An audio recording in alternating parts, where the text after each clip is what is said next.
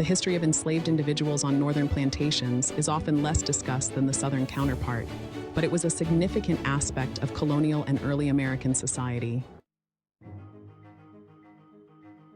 Enslaved people in the North were often highly skilled workers, and their contributions to industry, agriculture, and domestic life were pivotal. Unlike the large-scale agricultural plantations of the South, northern plantations and estates were smaller, but often still depended heavily on the skills and intelligence of enslaved individuals. Enslaved geniuses in the North frequently demonstrated expertise in areas such as metalworking, carpentry, and shipbuilding, as well as agricultural innovation. These skills were vital in the development of northern infrastructure, especially in areas like Rhode Island, Massachusetts, and New York, where slavery played an integral role in economic growth before gradual emancipation began. A notable example is the story of enslaved people who worked on large estates in New York's Hudson Valley or in New England's burgeoning manufacturing sectors. Many of them, despite harsh conditions and lack of freedom, developed specialized skills that were indispensable to their owners and the broader economy.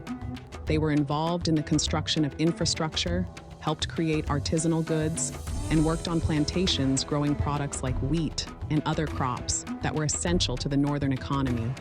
The history of slavery in the North is complex and reveals that the contributions of enslaved people went beyond brute labor. They were often the driving force behind innovation and economic success, despite the brutal conditions they endured. Here are 5 examples of Black geniuses who contributed significantly to northern plantations and estates.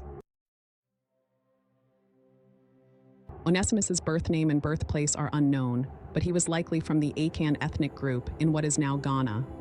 Onesimus was an enslaved man in Boston, Massachusetts, who shared knowledge of smallpox inoculation with Puritan minister Cotton Mather. Onesimus taught Mather, his new master, about variolation, a traditional African practice that involved rubbing pus from a smallpox patient into an open wound on the arm of an uninfected person.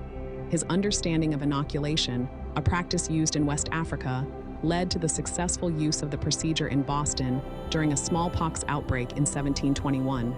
This medical advancement eventually influenced the development of vaccination practices in America. Jupiter Hammond was an enslaved poet and preacher on Long Island, New York. Hammond was born into slavery on October 17, 1711, at Henry Lloyd Manor House on Long Island, New York. He was enslaved by 3 generations of the Lloyd family. Hammond was a preacher to other enslaved people on the Lloyd estate. He used his Christian faith to criticize slavery. He was also a clerk for Lloyd's Merchant Company. He became the first Black American to publish literature in the United States, with his poem, An Evening Thought, in 1761. His writings were influential, advocating for abolition and Christian values.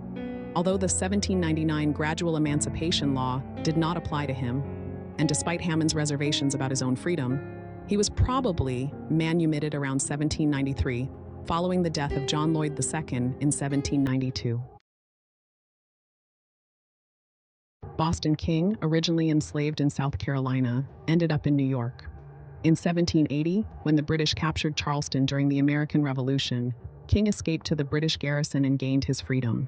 He was highly skilled, particularly as a carpenter and boat builder, and his craftsmanship was crucial for building infrastructure during the war. Later, as a free man, he became an influential preacher and wrote his memoir, giving an important historical account of the life of an enslaved person. In 1792, King and his wife immigrated to the province of Freedom, now known as Sierra Leone. Prince Whipple was brought from the coast of Africa to the colonial trading center of Portsmouth, New Hampshire, in 1760, when he was 10. He was enslaved to William Whipple, a signer of the Declaration of Independence in Portsmouth, New Hampshire. Prince Whipple was a skilled domestic worker and servant, but fought during the Revolutionary War at the battles of Saratoga and in Delaware during the War for Independence. His intelligence and bravery led to his emancipation. He was also one of 20 enslaved men who petitioned the New Hampshire legislature for freedom in 1779, and he later advocated for the rights of enslaved Black people in the region. Venture Smith was born Brottier Furrow in 1729. He was the eldest son of a West African prince and spent his early years in what would be present-day Guinea. At age 6, Brottier was captured by an enemy tribe and sold into slavery and sent to New England, ending up in Connecticut. Upon arrival, Brottier's first owner changed his name to Venture. For over 30 years, Venture worked under 3 different masters before purchasing his freedom for 71 pounds and 2 shillings, an enormous sum for the time, enough money to purchase hundreds of acres of land. Once free, Venture adopted the last name Smith, last name of his final owner, and began his new life as a successful businessman in Haddam Neck, CT. He was highly resourceful and skilled in various trades, including farming and woodworking.